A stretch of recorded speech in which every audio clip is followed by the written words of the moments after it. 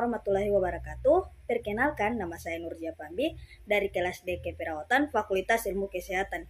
Baiklah, di sini saya akan menjelaskan tentang sistem proses peredaran darah. Marilah. Organ peredaran darah yang pertama adalah jantung. Yang kedua pembuluh darah dan yang ketiga adalah darah.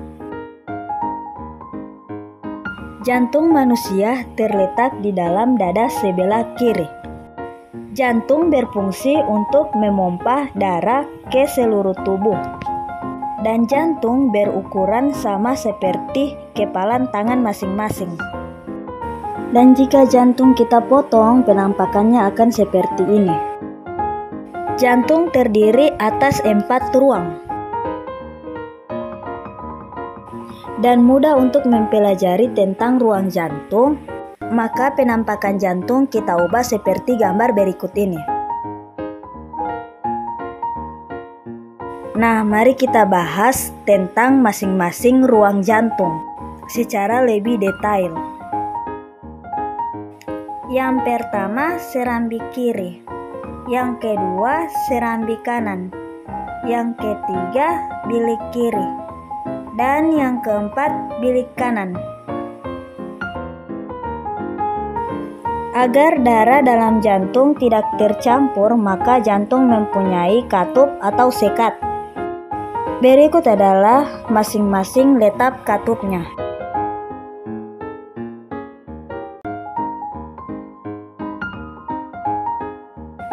Selanjutnya mari kita bahas tentang cara kerja jantung. Jantung berfungsi untuk memompa darah. Jantung mengalami proses relaksasi, di mana otot jantung mengundur sehingga jantung semakin mengembang. Dan letak darah masih di serambi seperti gambar ini. Lalu kontraksi atau sistol, di mana otot jantung menegang dan letak darah masih terletak di bilik seperti pada gambar ini. Jadi setiap jantung berdenyut, selalu ada gerakan relaksasi dan kontraksi secara terus-menerus selama manusia itu hidup. Selain jantung, ada juga organ yang tak kalah penting. Bentuk dan letaknya seperti gambar berikut ini.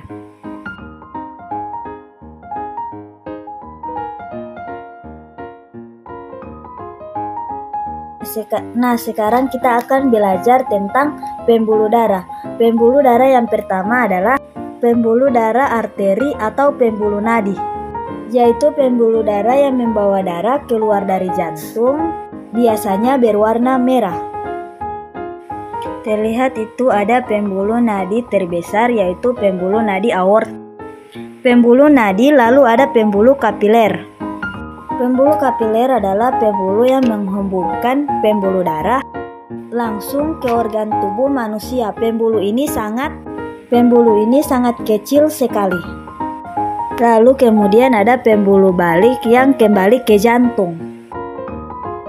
Ada pembuluh arteri pulmonalis yang mengantarkan darah dari jantung ke paru-paru.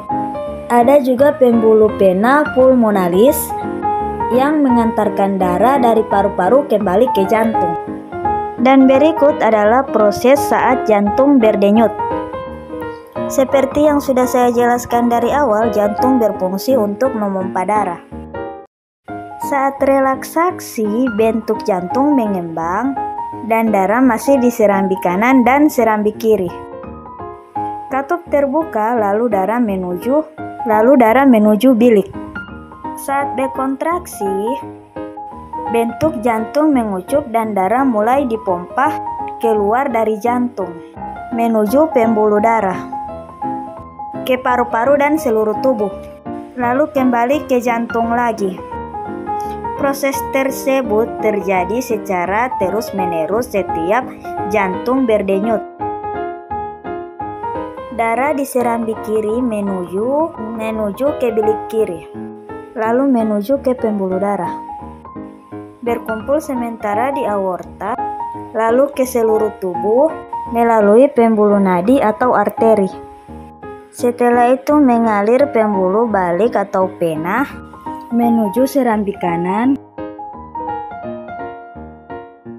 dan lanjut ke bilik kanan, lalu menuju ke arteri. Di paru-paru mengalami pernafasan, lalu menuju vena pulmonalis. Proses tersebut terjadi secara terus-menerus setiap jantung berdenyut. Penjelasan tentang warna darah.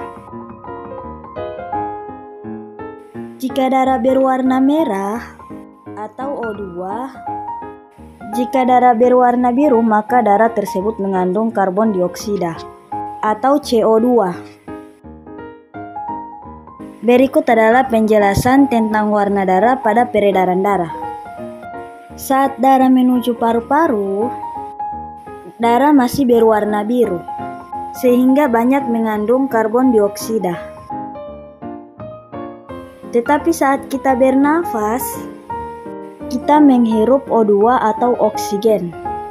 Oksigen tersebut diikat oleh darah dan menjadi merah lagi. Saat itulah karbon dioksida atau CO2 dikeluarkan melalui hidung.